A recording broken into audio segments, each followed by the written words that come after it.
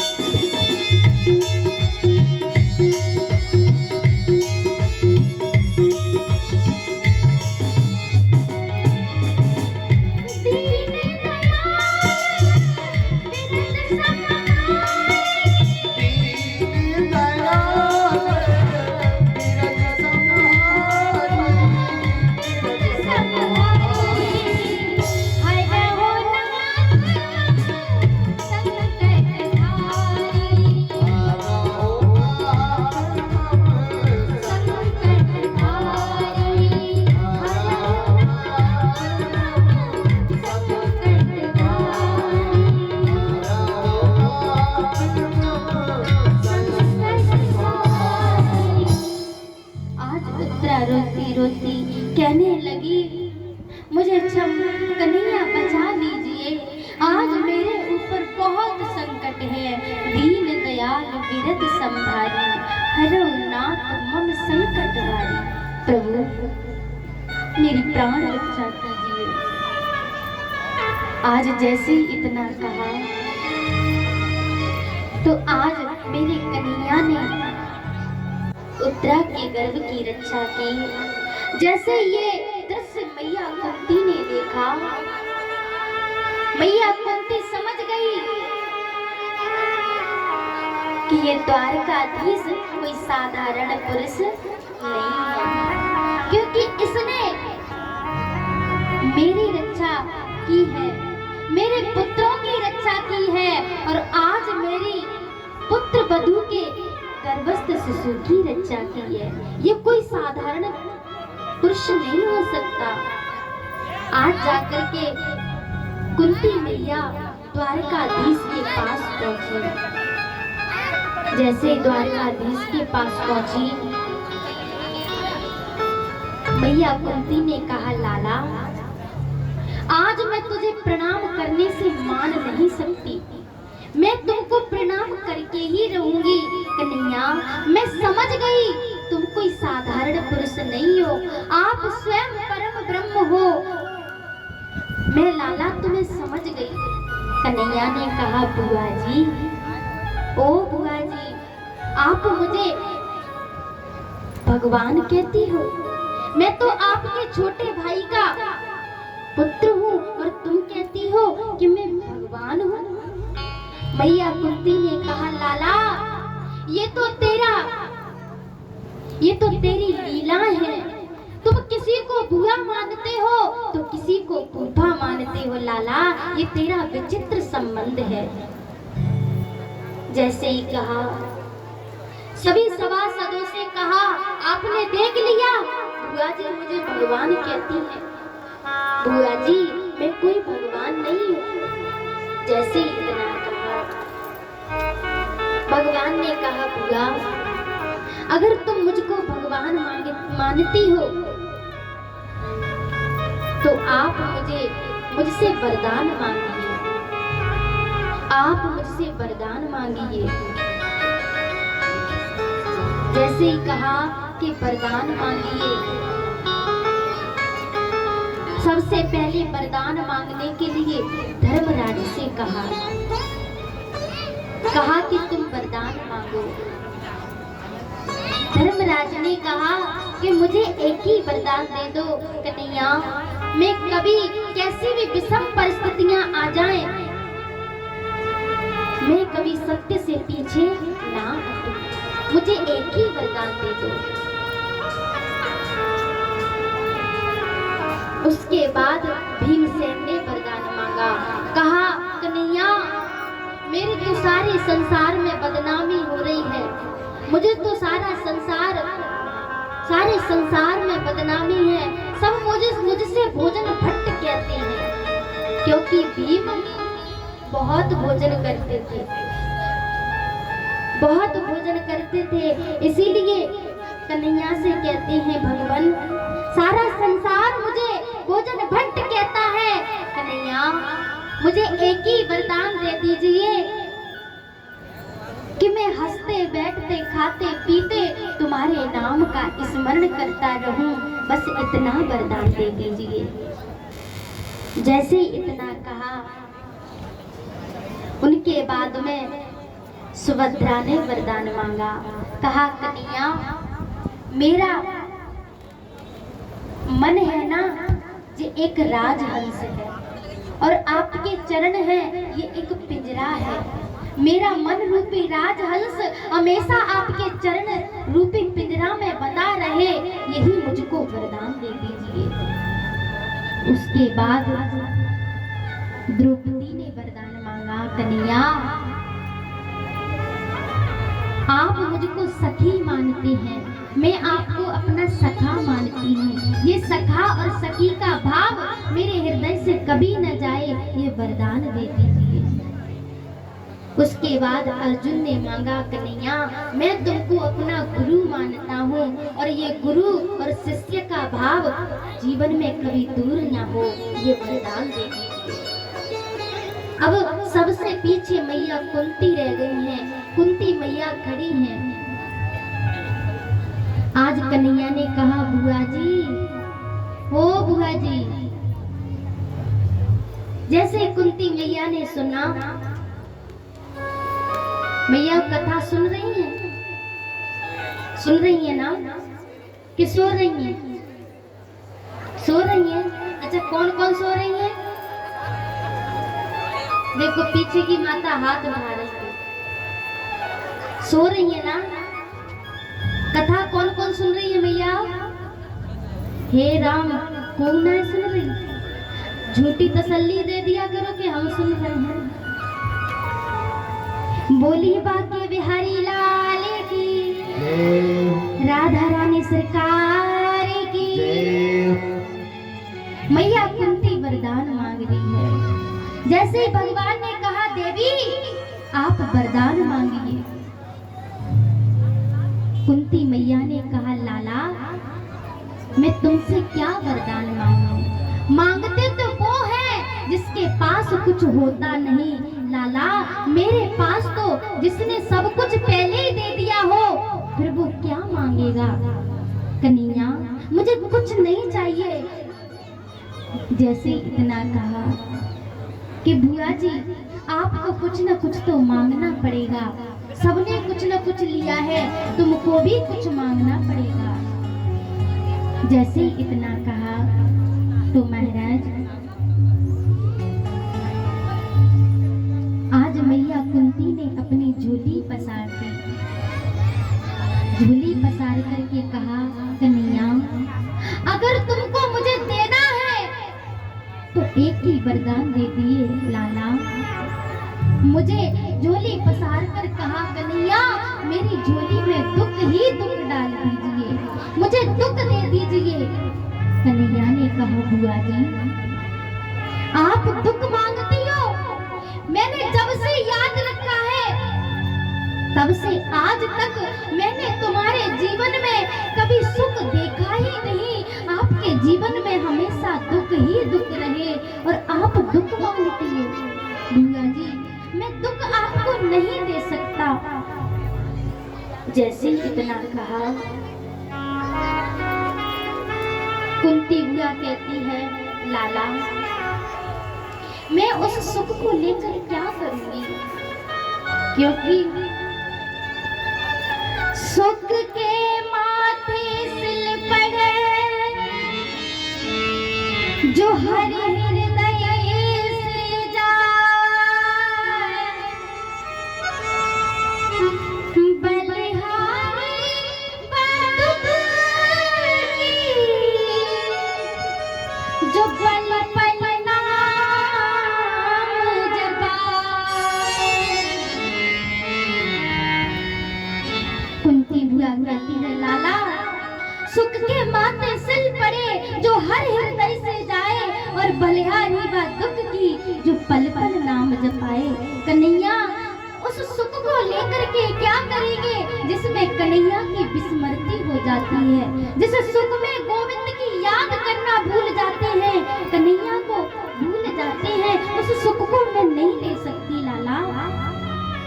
अगर देना है तो दुख, मैं बार बार उस दुख का बंधन करती हूँ, जो उस दुख में हर पल कन्हैया की याद रहती है। मुझे देना है गोविंद तो मुझे दुख दे दीजिए, मुझे दुख दे दीजिए।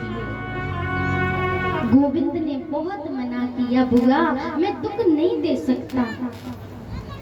तो कहा, मैया कुंती ने कहा, लाला अगर देना है तो ये मेरा मुझे एक वरदान दीजिए कि जो संसार का प्रेम है, मेरा और तेरा ये संबंध है, इस संबंध को तोड़ दीजिए। क्योंकि इस संसार में द्रौपदी मैया सबने वरदान मांगा। कुंती बुआ कहती है, सुख भी मुझे प्यारे हैं,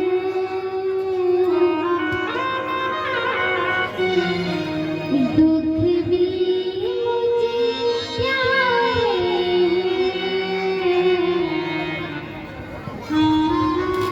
छोड़ूं मैं कैसे भगवान।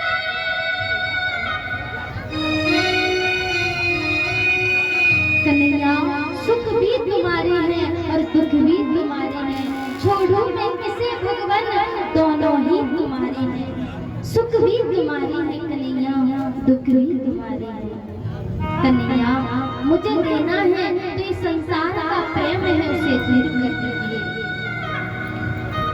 सबको कुछ न कुछ दिया महाराज। इतना देने के बाद आज रात्रि में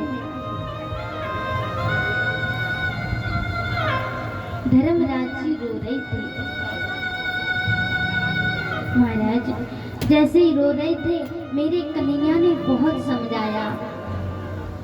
जो गीता में भगवान श्री कृष्ण ने अर्जुन को ज्ञान दिया है ना, वही ज्ञान आज मेरे कन्हैया धर्मराज को दे रहे हैं। लेकिन अगर जिसके प्रति, अगर वक्ता के प्रति श्रोता का भाव नहीं होगा, तब तक कुछ समझ आने वाला नहीं है। क्योंकि धर्मराज हमेशा दुर्योधन कन्हैया को हमेशा बालक समझते थे, और अर्जुन हमेशा कन्हैया को अपना गुरु समझते थे, इसीलिए उनकी बात को ध्यान लगाकर सुनते थे। धर्मराज ने नहीं सुना। कन्हैया ने सोचा, जब तक पितामह भीष्म इनको उपदेश नहीं करेंगे, चलो मैं पितामह भीष्म के हृदय में बैठकर इनको उपदेश करूंगा, तब ये समझेंगे। सबको लेकर के पितामह भीष्म के पास गए और जाकर के पितामह भीष्म को प्रणाम किया। आज कन्हैया ने कहा, पितामह भीष्म, आज आपके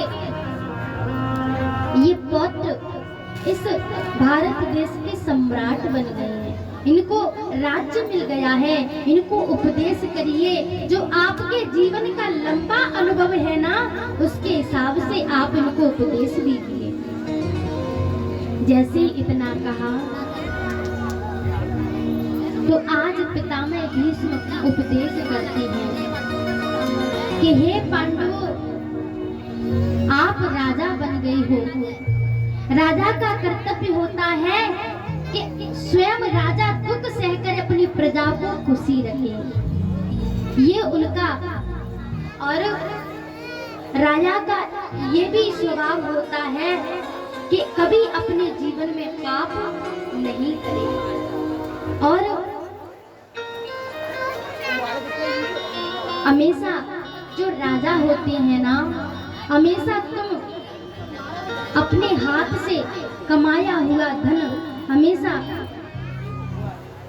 कभी चोरी नहीं करना चाहिए। अपनी मेहनत का खाना चाहिए और मेहनत से कमाया हुआ धन सबसे लाभप्रद होता है। और जो धन कमाते हैं ना, उसका 10वां भाग हमेशा दान पुण्यों के लिए करना चाहिए। कितना मैया? 10वां भाग दान पुण्य के लिए करना चाहिए। क्यों? क्योंकि हर इंसान को दान करना चाहिए, सत्कर्मों में लगाना चाहिए। अगर आप पैसे जोर जोर के रखते रहोगे ना, अगर अच्छे धार्मिक कार्यों में नहीं लगाएंगे ना, तो ये ऐसा धन गलत स्थानों पर लग जाता है। जैसा कि कोई घर में बीमार हो गया, वैसे भगवान करे ऐसी गर्मी में कोई बीमार ना हो।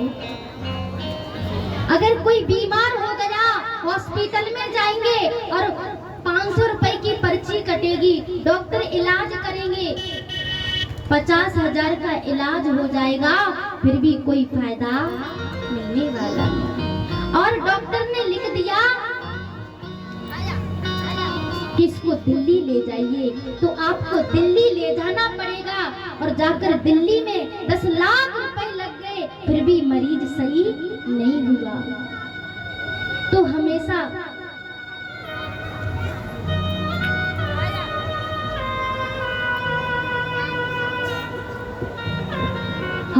दान पुण्य करना चाहिए।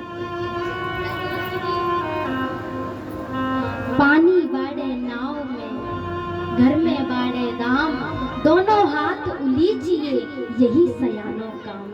हमेशा याद रखिए, अगर पानी नाव में बढ़ेगा तो दोनों हाथों से उलीचेंगे तभी खाली होगा। और घर में यदि धन बढ़ता है तो हमेशा दान पुण्य में लगाना चाहिए। आप याद रखिए, जैसे कि अपना पानी का कुआं है, पानी का कुआं, उसमें से हर रोज पानी खिंचता रहेगा तो साफ पानी रहेगा। अगर उस कुएं से पानी लेना 10 वर्ष के लिए बंद कर दो तो वही एकदम साफ पानी, वही पानी गंदा हो जाएगा। उसी पानी में बहुत सारे जीव जंतु पैदा हो जाएंगे, क्योंकि उसी पानी से दुर्गंध आने लगेगी। क्यों? क्योंकि उस कुएं से पानी लेना बंद कर दिया है। अगर उसी से पानी लेते रहेंगे तो वही कुआं साफ रहेगा। उसी प्रकार अगर घर में धन बढ़े तो हमेशा धर्म पुण्य करना चाहिए। इससे अपना जीवन तो पवित्र होता ही है, लेकिन जो कथा श्रवण करने आते हैं उनका जीवन भी पवित्र हो जाता है।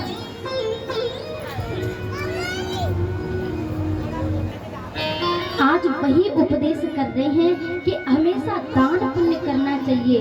दान पुण्य करने से, क्योंकि तन पवित्र सेवा करे,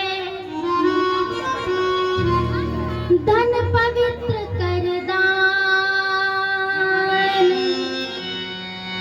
मन पवित्र हरि भजन सो, होय त्रिविध कल्याण। मैया, तन पवित्र कब होता है? जब अपन सेवा करते हैं। जैसे कि मैया, यहाँ आप कथा सुनने आई हैं तो आप माताओं की सेवा कर सकती हैं। किसी को गर्मी लग रही है तो हवा कर सकती हैं। क्योंकि मैंने कई स्थानों पर जब कथा करने जाती हूँ ना, तो स्वयं हमने अपनी आंखों से देखा है। अभी जौरा में कथा चल रही थी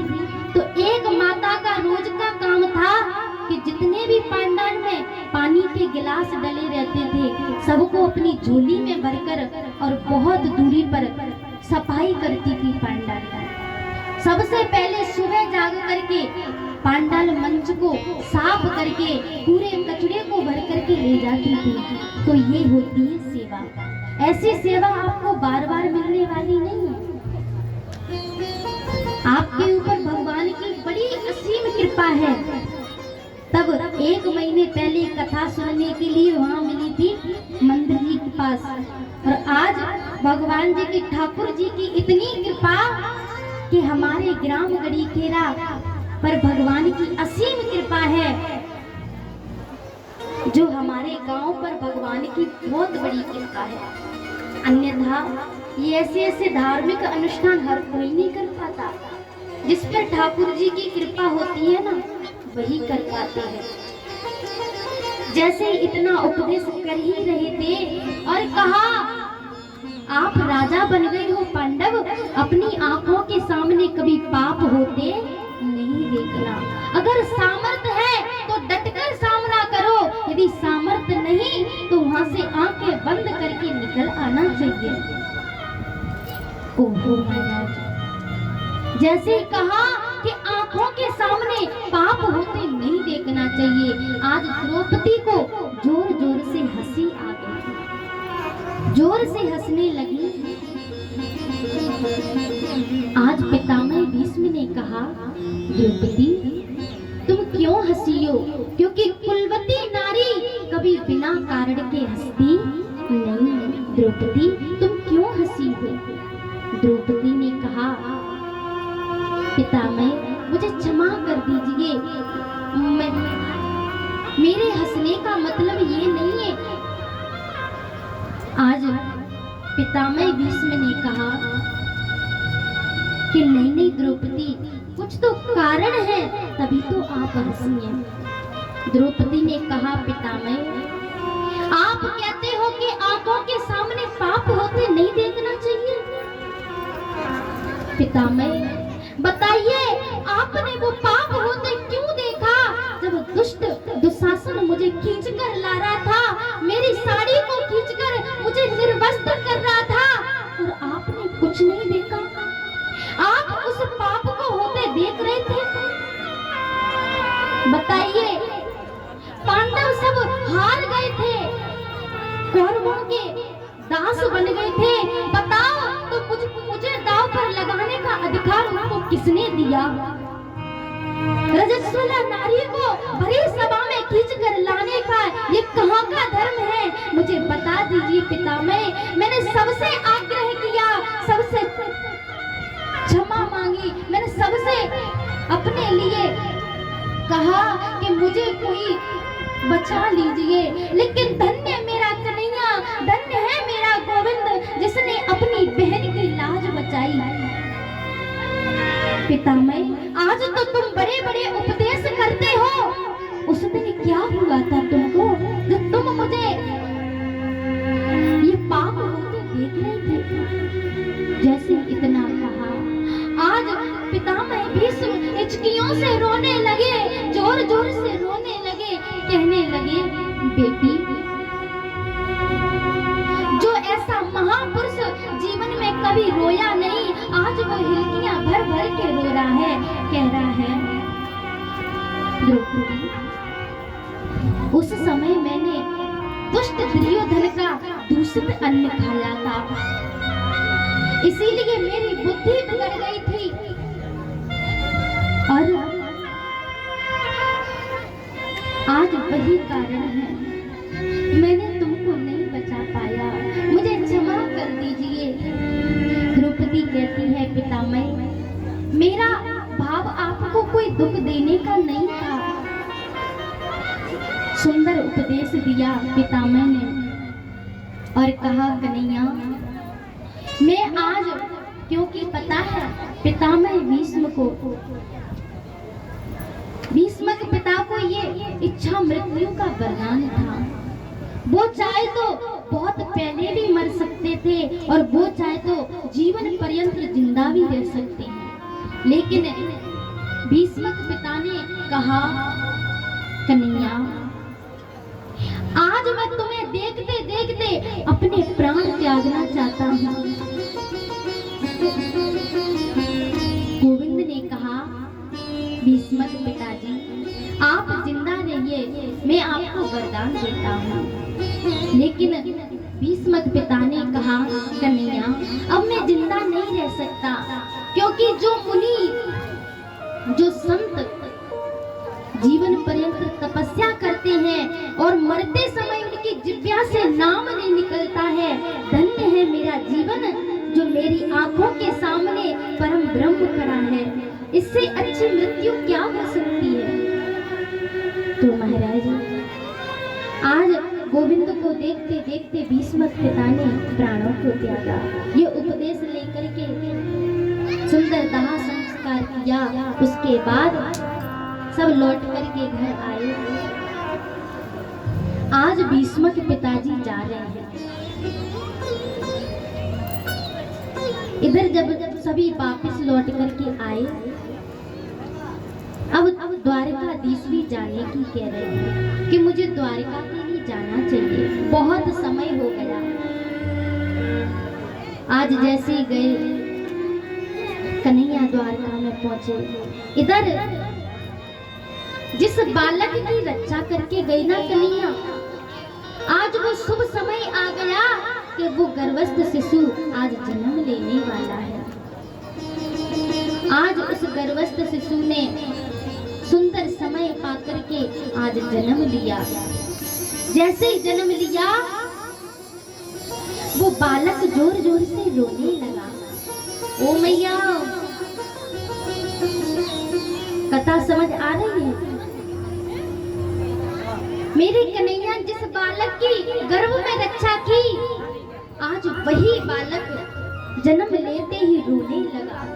बड़ी सभा में बताइए मैया, बालक जन्म लेते ही और बड़ी सभा में बैठ जाए, ऐसा कोई बालक हो सकता है? आज वही बालक बीच सभा में बैठे हैं, चारों तरफ देख रहे हैं कि जिसने मेरी गर्भ में रक्षा की वो मुझे कहीं दिख नहीं रहा है, मुझे कहीं दिखता नहीं, कहाँ गए? जो भी गोद में लेता है जोर जोर से रोने लगते हैं, उसके मुख की तरफ देखकर जोर जोर से रोने। द्वारकाधीश को पता चला कि बालक ने जन्म ले लिया है। द्वारकाधीश आए। द्वारकाधीश आने के बाद बालक के सिर पर हाथ फेरा, गोदी में लिया बालक को, तो बालक जोर जोर से हंसने लगा, जोर जोर से हंसने लगा कि ये वही परम ब्रह्म परमात्मा है जिसने मेरी कोख में रक्षा की। आज बालक के सिर पर हाथ घुमाया और बालक का नाम रख दिया परीक्षित। बोलिए परीक्षित महाराज की जय, राधा रानी सरकार की जय। परीक्षित ने आज बधाइयां गमने लगी, धूमधाम से खुशियां मनाने लगी। मेरे कन्हैया को धर्मराज ने बहुत सा बधाई में धन दिया। धन दिया तो साथ में अर्जुन को भेज रहे हैं, क्योंकि बीच रास्ते में जाएंगे तो साथ में अर्जुन को भेजा। अब अर्जुन और द्वारकाधीश द्वारका के लिए जा रहे हैं। जैसे द्वारका में पहुंचे तो महाराज बहुत समय तक रहे। आज अर्जुन को द्वारका जाए 7 महीने हो गए, वापस लौट करके नहीं आए हैं। जैसे वापस लौट करके नहीं आए तो महाराज आज वो बालक परीक्षित धीरे धीरे बहुत बड़ा हो गया। अब कन्हैया अपने धराधाम के लिए जा रहे हैं। अर्जुन से कहा, आप लौट करके अपने गांव जाइए, मैं अब अपने धाम के लिए जा रहा हूँ। महाराज जब तक मेरे द्वारकाधीश थे ना, तब तक अर्जुन का बल उसके पास था। लेकिन जैसे कन्हैया ने अर्जुन को छोड़ा, सारा बल अर्जुन का मेरे गोविंद के साथ चला गया। आज अर्जुन वापस लौट करके आए। आज जैसे ही अर्जुन वापस लौट कर आए तो घोर जंगल में अर्जुन के देखते देखते, क्योंकि कन्हैया जब अपने धराधाम को जा रहे तब कहा अर्जुन इन गोपियों को तुम अपने साथ ले जाना। आज अर्जुन गोपियों को साथ लाए। बीच जंगल में भीलों ने गोपियों को लूटा। अर्जुन के देखते देखते अर्जुन कुछ नहीं कर पाए, क्योंकि महाराज समय समय की बात है, समय बड़ा बलवान, भीलन लूटी गोपिका वही अर्जुन बलवान। क्योंकि भैया ये समय समय की बात है। वो समय अलग था जब मेरे द्वारकाधीश अर्जुन के साथ रहते थे। जब कन्हैया साथ थे तो अर्जुन ने बड़े बड़े युद्ध किए थे, युद्धों में जीत कर आए थे। लेकिन आज उन भीलों से गोपिकाओं को नहीं बचा पाए। तो ये सब समय की बात है, समय समय की बात है। समय बड़ो बलवान, भीलन लूटी गोपिका वही अर्जुन वही बाण। महाराज आज अर्जुन लौट करके आए तो महाराज अर्जुन का तेज समाप्त हो गया था। मैया जो चेहरे की चमक थी ना वो समाप्त हो गई। अर्जुन आए और आकर के धर्मराज ने पूछा भैया तुम्हें क्या हो गया है, तुम्हारे चेहरे की खुशी किसने छीन ली? क्योंकि हमारा मन दुखी, हमारे चेहरे का तेज तभी नष्ट हो सकता है अगर किसी से गलती से गौ हत्या हो जाए, अगर उसका प्रियतम जिसके बिना हमने जिंदगी में जीना नहीं सीखा अगर वो छोड़ करके चला जाए तो उसके बिना रहना नहीं आता। अगर छोड़ कर चला जाए तो बड़ी चिंता होती है, उसकी याद में तेज नष्ट हो जाता है। और पर स्त्री संग समागम किया हो भूल से तो उसका भी तेज नष्ट हो जाता है। आज कहा कि आपके साथ भी ऐसा तो कोई काम नहीं हो गया जिससे तुम्हारे चेहरे का तेज नष्ट हो गया। अर्जुन बोलने लगी भैया जिसके बिना जीवन में रहना नहीं सीखा वही हम सबको छोड़कर चले गए। कन्हैया हमारे साथ हर पल हर क्षण हमारे साथ रहते थे, आज वो हमको छोड़कर चले गए, अपनी गोलोक धाम को चले गए। कन्हैया हमें छोड़ गए।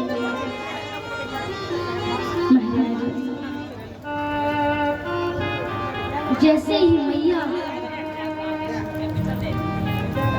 कुंती ने सुना कि कन्हैया छोड़कर चले गए, ओहो कन्हैया छोड़कर चले गए। आज मैया कुंती रोते हुए रो रो कर जैसे राजा दशरथ ने प्राण त्यागे थे ना, राम राम कहे राम कहे, राम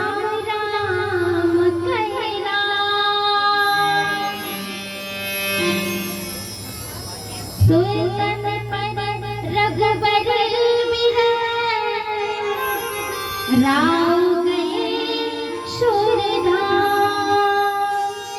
आज राम राम कहते हुए राजा दशरथ ने अपने प्राणों को त्याग दिया। उसी प्रकार आज कृष्ण कृष्ण कहते मैया कुंती ने प्राणों को त्याग दिया।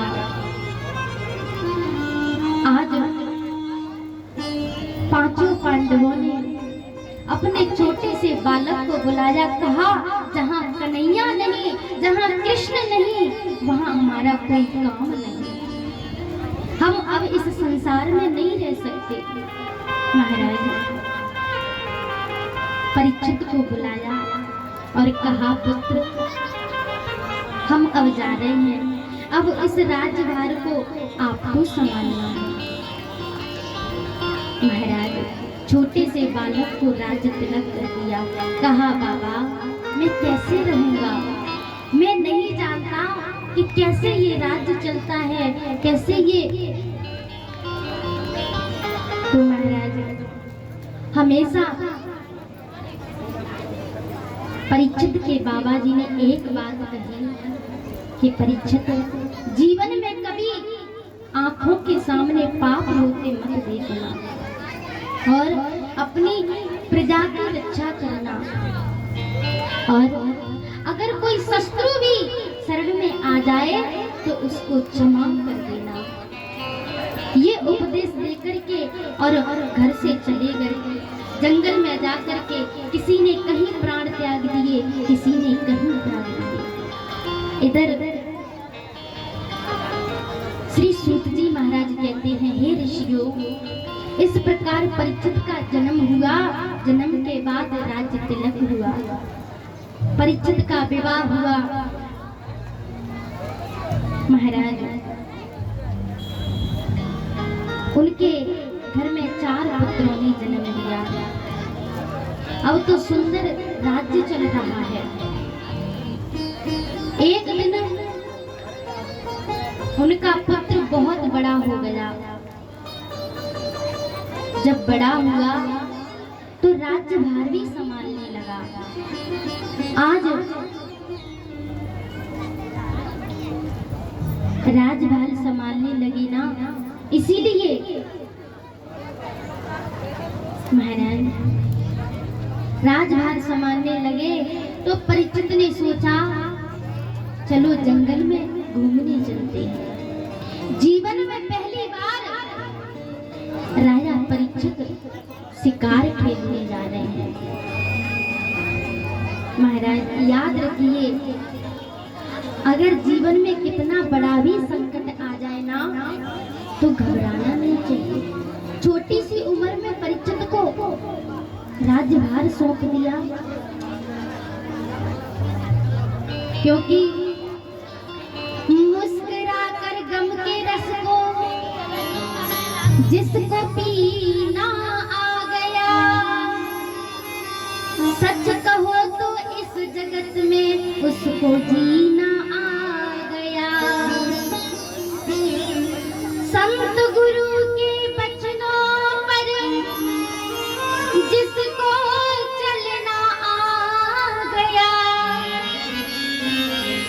सच कहो तो इस जगत में सार सब वो पा गया।